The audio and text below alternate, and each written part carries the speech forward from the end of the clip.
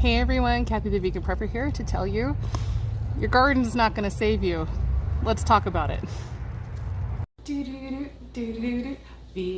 Prepper. Vegan Prepper. Obviously, gardening is part of well-rounded prepping as far as building your food security and all of that. However, I think it's really important that as preppers right now seem to be focusing really hard on giving all of this advice about starting gardens, learning how to grow your own food, increasing your food security in that way.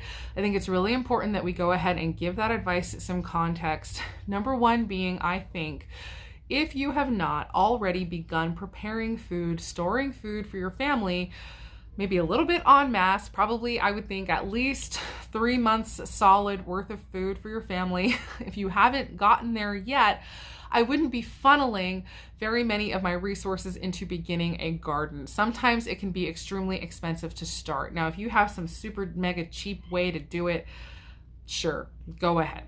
I'm thinking about people who would be starting from scratch, building garden beds, doing all of that kind of stuff. Really, I think a lot of those resources and a lot of that time could be better spent in stocking up the food that you need to feed your family in whatever emergency you might face. Because again, we need to put reality towards a garden. What is the reality of what's coming out of a garden? And the reality is that you're not really getting a lot of calories from your garden. Now you'll get nutrition from your garden, but if we're talking about avoiding starvation, what we need is dry goods, grains, legumes, those kinds of things. Whatever it is that you want to prep, go ahead and prep those things in sufficient calories for your family, a large amount, I would think, before you really begin gardening. That's really, I guess, the primary thing that I want to say about that. I think that we need to be very careful about giving people advice without that kind of context attached. And so now I know, because somebody's going to ask about like backyard hens, or to say, well, like eggs are more calories. Obviously I'm vegan. I can't really speak to that. However, I've been gardening for about 9 years. I've been vegan for close to 5 years. And so even before I went vegan, I was into researching backyard permaculture, even backyard homesteading in the city. And even then, I came to the conclusion that long-term, it would be better to funnel my resources into stocking things for my family rather than pouring them into animals, which would always need to be maintained. They would need to be cycled out as they aged. All of that stuff, I would need space to store their feed. I would need to understand how to take care of them if they got sick. All of the stuff that comes with doing these things.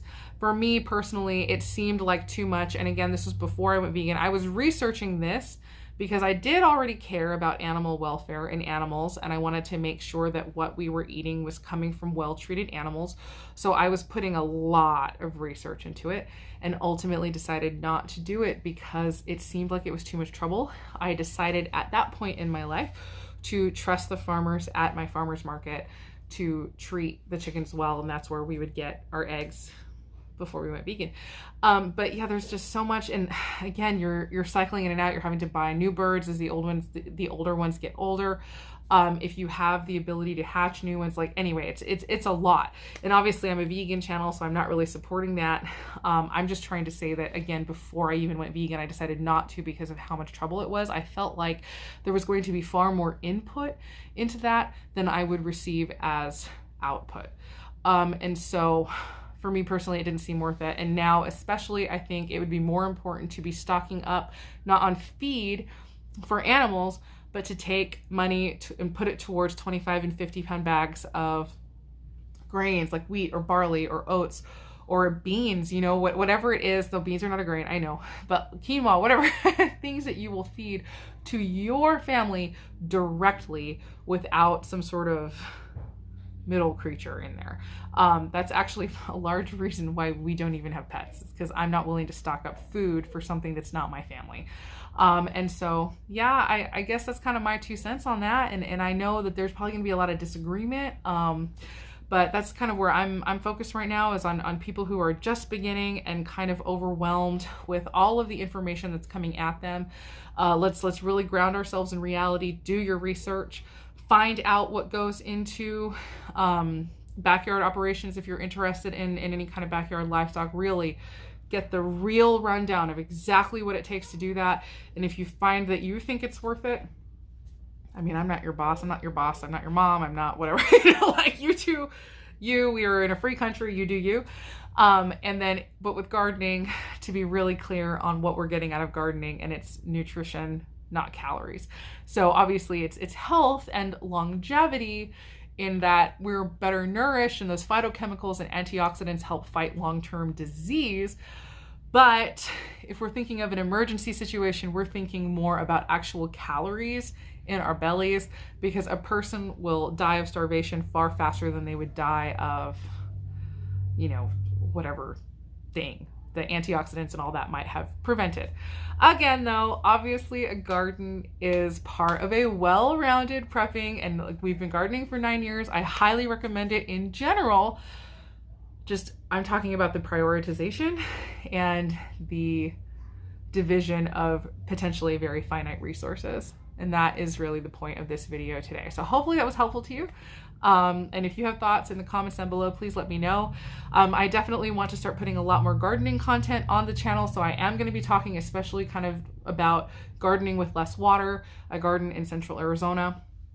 And then I will have a little bit of a slideshow, not a slideshow, but like a little bit of video right now of all of the things currently growing in my garden that grew through the hot summer. There's a lot of talk of people facing extreme heat, and I think it would behoove many people who have more established gardens, or if you're just starting out, find out what we are growing here in central Arizona in the hottest parts of the summer, what thrives here.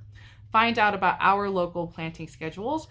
And then if you start seeing some extreme temperatures in your area, you can know that you have some really heat hardy plants, because this is what we grow. Everything you're about to see in this video is what grows in summer in Phoenix, Arizona. It's an excellent place to start for a hot weather plant. And I will just leave you with that. So let me know in the comments below anything you think about anything. And as always, I hope the rest of your day is good and your life stays wonderful. Thank you so much for watching. Bye.